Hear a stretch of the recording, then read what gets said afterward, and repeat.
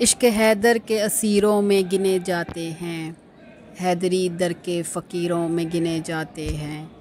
जब से हैदर ने इनायत की है हम पर, कांच के टुकड़े भी हीरों में गिने जाते हैं। बिस्मिल्लाहिर्रहमानिर्रहीम। अस्सलामु अलैकुम वरहमतुल्लाहि वबरकातुहू। मकीन मदीना और नजफ़ के व्यूअर्स, इंशाअल्लाह आप सब खैरियत से होंगे। जिस तरह के मैं आपके साथ मस्जिद कूफ़ा के मकामात की और मस्जिद कूफ़ा की ज़ियारात लेकर आपकी खिदमत में हाज़िर हो रही हूँ, ये उसी वीडियो के सिलसिला है। दूसरी वीडियो मैं आपके साथ शेयर कर रही हूँ। इसमें मैं आपके साथ ज़िक्र करूँगी 2 मकामात के बारे में और एक घड़ी के बारे में जो इस वक्त मस्जिद कूफ़ा के अंदर ही नस्ब है, वो उसके बारे में चलें एंड पे आपको बताऊंगी। इसलिए आपसे रिक्वेस्ट है कि आप मेरे इस व्लॉग को पूरा देखिए। तो सबसे पहले मैं आपको जिस मकाम की ज़ियारत करवाऊंगी वो है मकाम दक्कतुल क़ज़ा। जैसा कि आपको मकाम दक्कतुल क़ज़ा के नाम से ही वाज़ेह हो रहा है कि ये यहाँ पर मौला जो हैं वो यहाँ पर फ़ैसले किया करते थे, यहाँ बैठकर लोगों के मसले मसाइल हल किया करते थे। उस वक्त के लोगों के कि जो कि किसी को कोई परेशानी हो जाती थी या कोई ऐसा मसला होता था तो वो वहाँ पर बैठकर मसले हल किया करते थे। उस मकाम के बारे में आज आपके साथ ज़िक्र करेंगे, थोड़ा सा उसके बारे में बताएंगे और ज़ियारत भी करवाएंगे।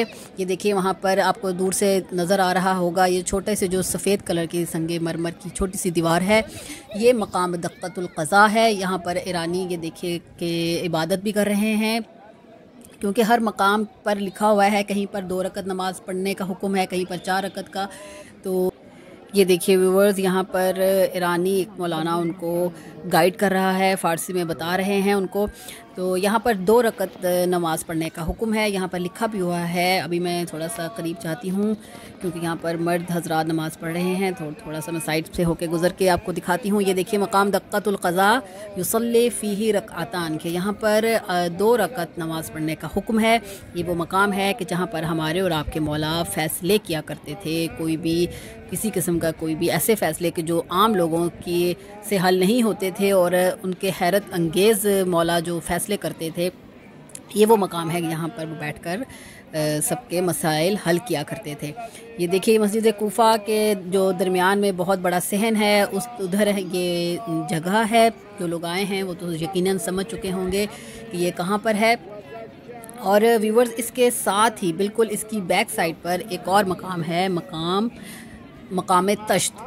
जैसा कि आपको नाम से भी ज़ाहिर हो रहा है, उसकी भी ज़ियारत करवाती हूँ। थोड़ा सा ये देखिए कि मैं आपको साथ साथ मस्जिद कूफ़ा की भी ज़ियारत करवा रही हूँ, ताकि आपको मकाम जो लोग नहीं आए वो भी समझ जाएं कि ये कहाँ पर है।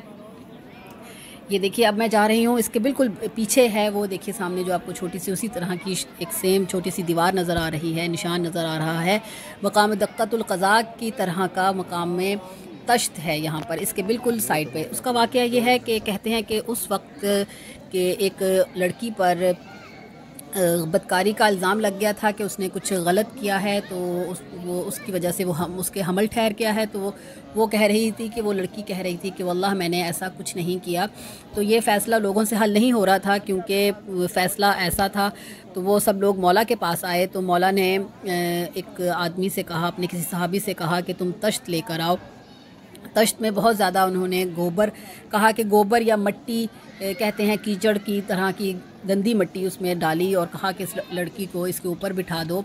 और कुछ ही वक्त गुज़रा था कि वो जोंक उस मट्टी की या उस गोबर की बदबू सूंघकर उसकी स्मेल से वो जोंक जो थी वो बाहर आ गई। इस तरह वो लड़की जो है वो बरी हो गई इस इल्ज़ाम से कि जो लोग उस पर लगा रहे थे। और मौला के इस फ़ैसले की वजह से इस मकाम का नाम मकाम तश्त ही पड़ गया है। और ये देखिए कि उस फ़ैसले जहाँ पे मौला करते थे उसके बिल्कुल साथ ही है। तो हो सकता है कि उस वक्त उस लड़की को इसी मकाम पर बिठाया गया होगा, यहीं पर तश्त लाया गया होगा, जिसकी वजह से इस मकाम का नाम आज भी मकाम तश्त है। जी व्यूवर्स, इंशाअल्लाह आपको ये मकामात की समझ आ गई होगी कि यहाँ पर भी नमाज़ पढ़ने का हुक्म है। इसी तरह यहाँ पर देखिए, यहाँ पर भी 2 रकत नमाज़ पढ़ने का हुक्म है। यहाँ पर जो भी लोग ज़ियारत के लिए आते हैं वो यहाँ पर 2 रकत नमाज़ पढ़ते हैं। और इसी तरह हर जगह बहुत ज़्यादा और भी मकामात हैं, मकाम नूह, मकाम इब्राहीम, मकाम ख़िज़्र, मकाम जिब्राईल, मकाम इमाम ज़ैनुल आबिदीन। वो इंशाअल्लाह उनकी भी आहिस्ता आहिस्ता आपके साथ ज़ियारत शेयर करेंगे। अब मैं आपको लेके चलती हूँ एक और मकाम की तरफ। उससे पहले ये दरमियान में ये पानी का एक बहुत बड़ी सबील लगी हुई है। ये भी जो लोग यहाँ आए हैं उन्होंने पिया होगा। हम भी इस वक्त मस्जिद कूफा का पानी पीने के लिए जा रहे हैं।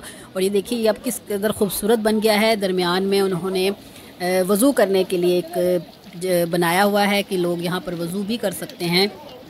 और साथ ही ये देखिए यहाँ पर मीठा मीठा मस्जिद कूफा का ठंडा ठंडा पानी पीने को मिलता है। सर्दियों में नीम गर्म और गर्मियों में ठंडा ठंडा पानी यहाँ पर पीने को मिलता है। और ये देखिए वज़ू के लिए भी किस कदर खूबसूरत इन्होंने ये मकाम बनाया हुआ है। लोग आते हैं वज़ू भी यहाँ पर कर सकते हैं और पानी भी पीते हैं। हम भी यहाँ पर थोड़ा सा पानी पियेंगे और फिर उसके बाद में आपको एक नए मकाम जहाँ पर घड़ी जो एक लगी हुई थी, या जिस कह लें कि उस वक्त टाइम किस तरह देखा जाता था नमाज के लिए, वो जो जगह है, वो जो चीज़ है, वो आपके साथ शेयर करती हूँ।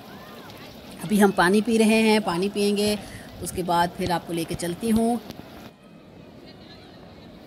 जी व्यूवर्स, ये देखिए हमने पानी वगैरह पी लिया है और अब आपको लेके जा रही हूँ उस मकाम की जानिब कि देखिए सामने ये जो आपको मीनार नज़र आ रहा है, एक मिट्टी का बना हुआ, ये वो मकाम है कि यहाँ पर उस वक्त के लोग सूरज की मदद से या इस पिलर की मदद से उस वक्त को देखते थे, सूरज की पोजीशन को समझते थे और स्पेशली ज़ोहर और असर के वक्त को देखते थे कि नमाज का टाइम हो गया है या नहीं हुआ। इस पिलर की मदद से वो अंदाज़ा लगाते थे। ये भी मस्जिद कूफा के दरमियान में जो सहन है उसके अंदर ये नस्ब है।